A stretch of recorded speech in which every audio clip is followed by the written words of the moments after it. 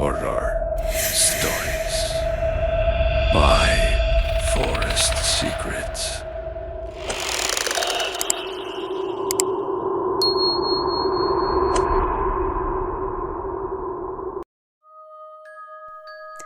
Ano ang gagawin mo kung bawat alas 12 ng gabi ay may empleyado pa rin nagtatrabaho pero matagal na pala siyang patay? Marami ang nagsasabing kathang-isip lamang ang mga ganitong kwento. Ngunit sa isang lumang pabrika na halos 24 na oras ang operasyon, may mga pangyayaring hanggang ngayon ay hindi pa rin maipaliwanag. Kung isa kang empleyadong naka-night shift, may isang bilin na paulit-ulit mong maririnig sa mga veterano. Kapag sumapit na ang alas 12 at may makita kang babaeng nakaputing naglalakad sa production lane, huwag mo siyang sundan. Mahigit 10 taon na ang nakalipas nang magsimulang kumalat ang kwentong ito. Isa itong malaking pabrika na gumagawa ng iba't ibang produkto. Sa araw ay maingay ang bawat makina.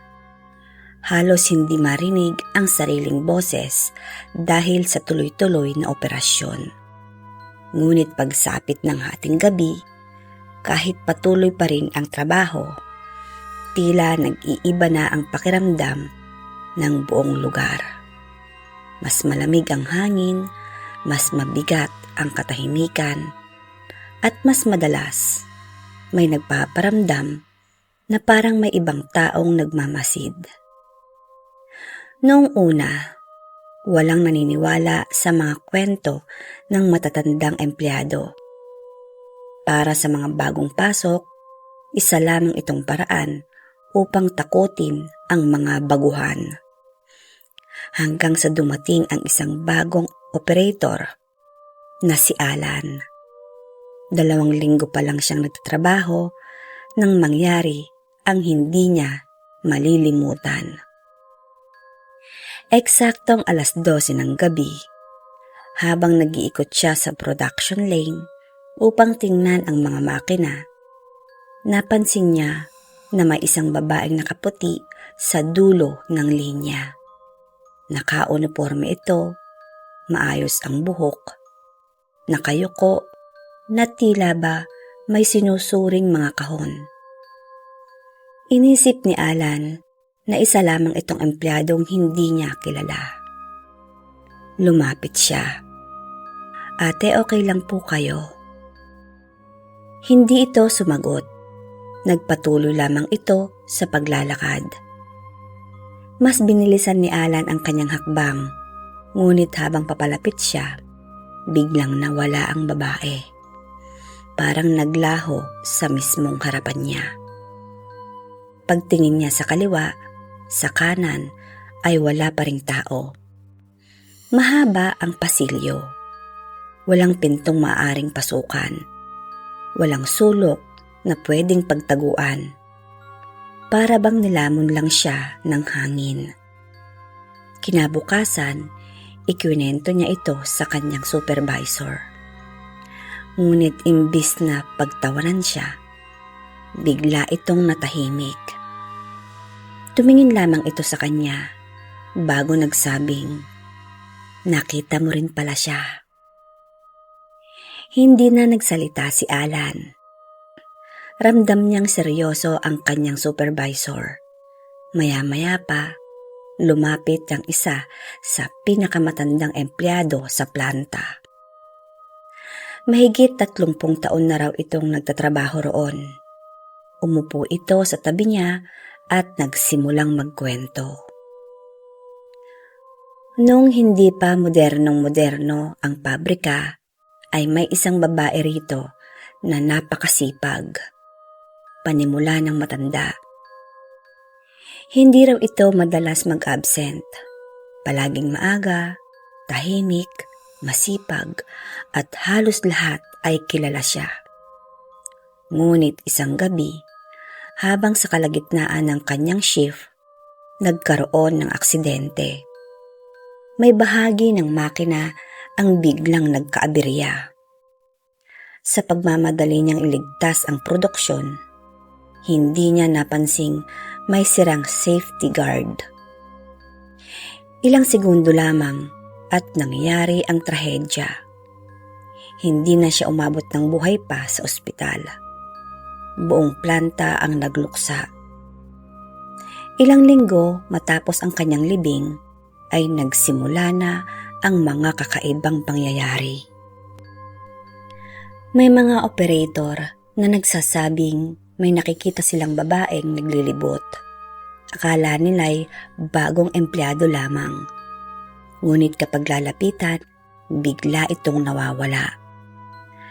May iba namang nakakarinig ng mahinang yabag sa pagitan ng mga makina.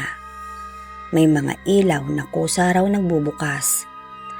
May conveyor belt na kusang umaandar kahit nakapatay na ang switch.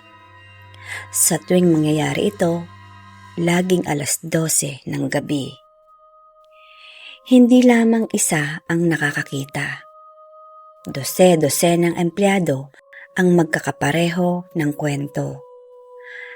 At kahit magkakaiba ang kanilang departamento, kahit magkakaiba ang kanilang taon ng pagpasok, iisa lamang ang kanilang paglalarawan.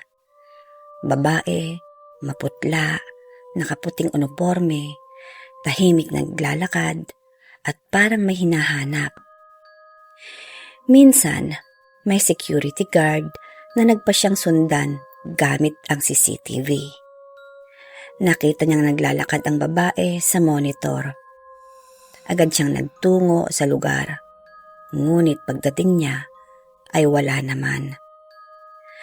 Nang balikan niyang muli ang CCTV record, nandoon pa rin ang babae. Ngunit siya lamang ang nakakakita sa mismong lugar. Parang dalawang magkaibang realidad ang sabay na nangyayari. Mula noon, naging normal na lamang ang mga kakaibang karanasan. May mga empleyadong nakakaramdam ng malamig na hangin kahit sarado ang pabrika. May mga kahon na tila kusang gumagalaw. May mga gamit na nawawala at makikita na lamang kinabukasan sa eksaktong pwestong kinalalagyan noong babae, noong siya'y buhay pa. Ngunit may isang pangyayaring hindi malilimutan ng lahat. Isang bagong empleyado ang nag-overtime na mag-isa. Bandang 12:00, nakita niyang may babaeng nakatayo sa kabilang linya. Akala niya'y nangangailangan ito ng tulong. Lumapit siya at habang papalapit, napansin niyang hindi gumagalaw ang buhok ng babae kahit malakas ang bentilador. Hindi rin ito humihinga. Tahimik lamang itong nakatingin sa makina. Tinawag niya ito ng ate. Dahan-dahang lumingon ang babae at maputla ang mukha, malungkot ang mga mata. At sa loob lamang ng isang kisap mata ay unti-unti itong naglaho. Parang usok na tinangay ng hangin. Nang ikwento niya ito sa mga veterano, isa lamang ang sinabi nila. Hindi kanya sasaktan. Nagbabantay lang siya. May ilan pang naniniwalang hanggang ngayon ay hindi pa rin ito maiwan ang pabrika. Marahil dahil doon niya ginugol ang malaking bahagi ng kanyang buhay. O baka hindi pa rin niya alam na tapos na pala ang kanyang huling night shift.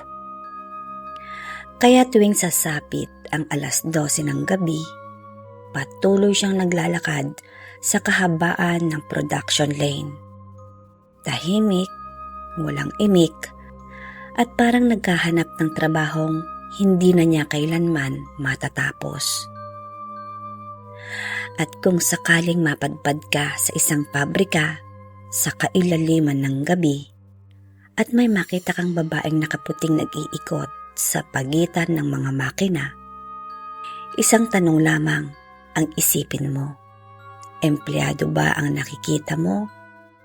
O isa na namang kaluluwang hindi pa rin nakakaalis sa kanyang huling pinagtatrabahuhan? May mga bagay na hindi dapat inuuwi sa bahay, lalo na kung hindi mo alam kung sino ang huling gumamit. Isang lumang vanity mirror, binili lang sa Japan Surplus. Mukhang ordinaryo, pero gabi-gabi ay may ibang mukha na tumitingin pabalik.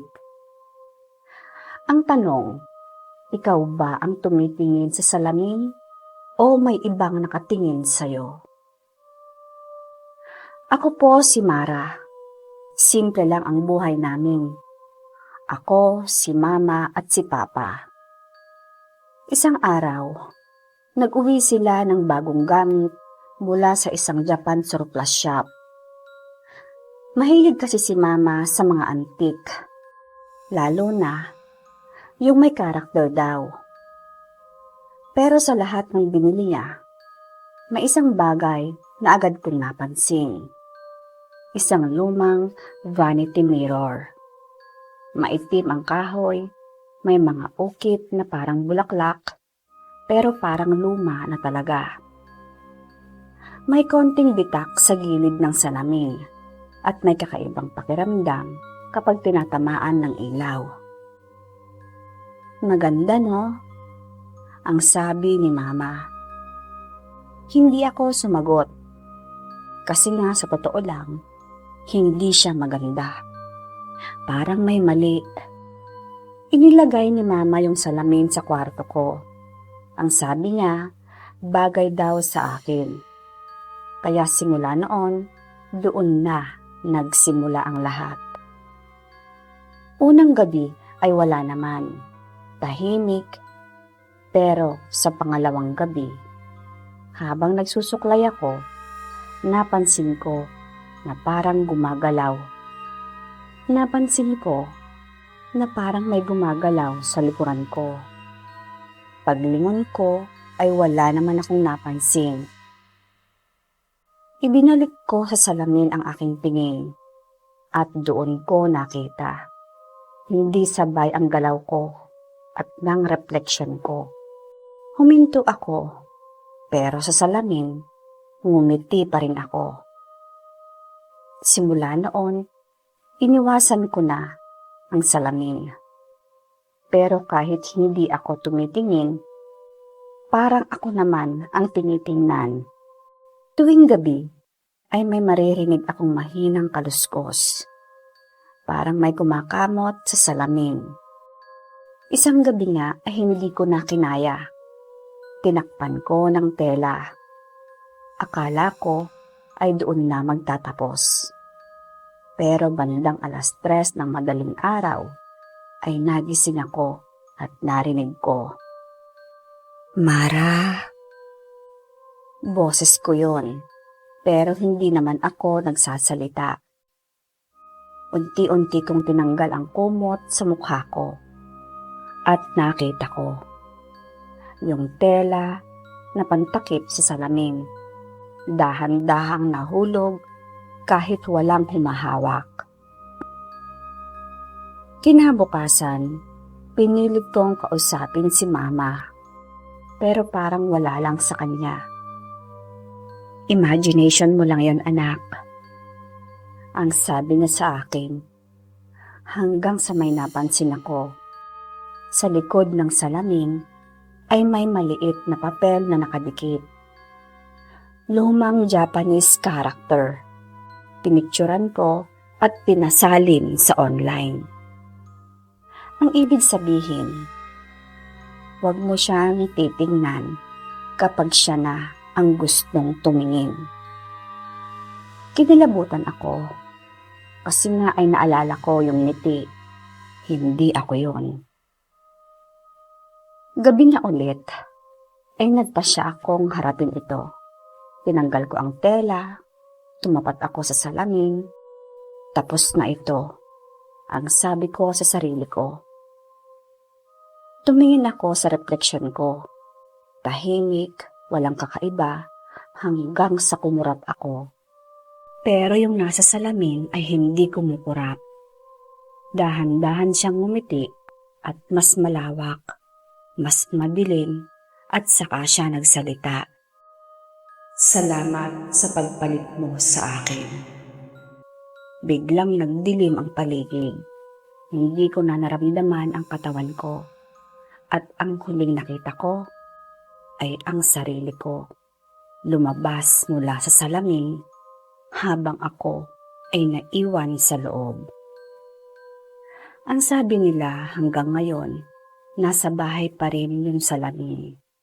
Pero iba na ang nakatira doon.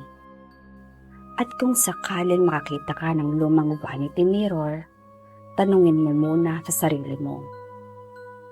Sigurado ka bang ikaw pa rin ang nakikita mo?